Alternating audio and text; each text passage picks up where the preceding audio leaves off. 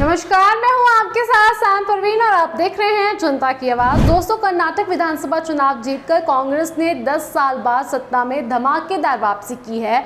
वहीं दोस्तों, कर्नाटक में मुख्यमंत्री के नाम पर चल रहा सस्पेंस अब खत्म हो गया है।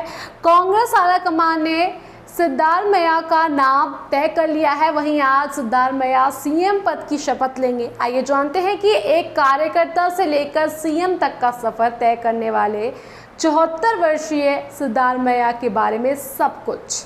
दोस्तों, कांग्रेस के दिग्गज नेताओं में शुमार सिद्धारमैया का जन्म देश की आज़ादी से ठीक पहले 3 अगस्त 1947 को मैसूर में हुआ था। तब ब्रिटिश का राज हुआ करता था।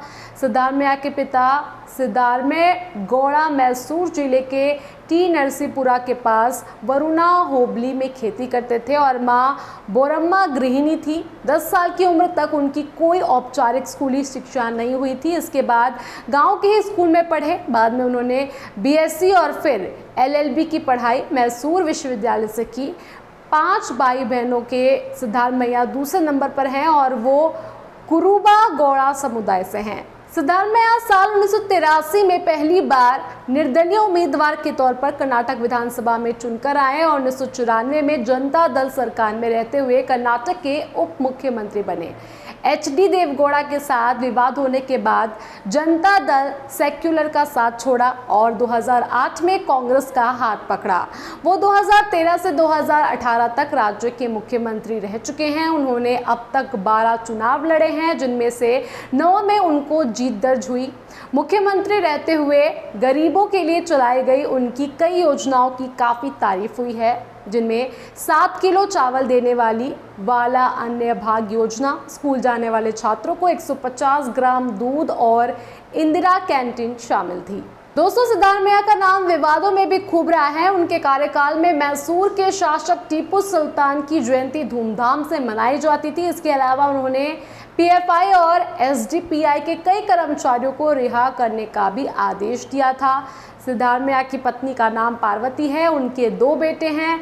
राजनीति में अपने पिता के उत्तराधिकारी के रूप में देखे जाने वाले उनके बड़े बेटे राकेश की 2016 में 38 साल की उम्र में मौत हो गई थी। बताया जाता है कि मल्टी ऑर्गन फेलियर होने के चलते उनकी मौत हुई थी।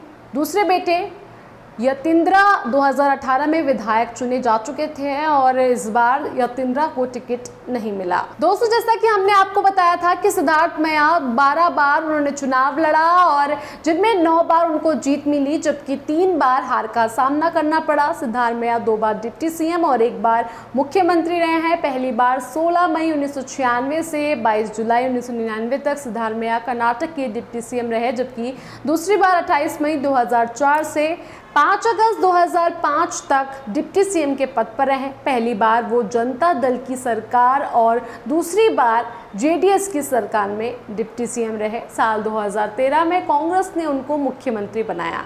विधानसभा चुनाव के लिए नामांकन के साथ दायर हलफनामे के अनुसार सिद्धारमैया के पास 19 करोड़ रुपए से अधिक की संपत्ति है। सिद्धारमैया कांग्रेस के सबसे अमीर नेताओं में से एक हैं। इसमें से 9.58 करोड़ रुपए की चल संपत्ति तो वहीं 9.43 करोड़ रुपए की अचल संपत्ति है उनके पास।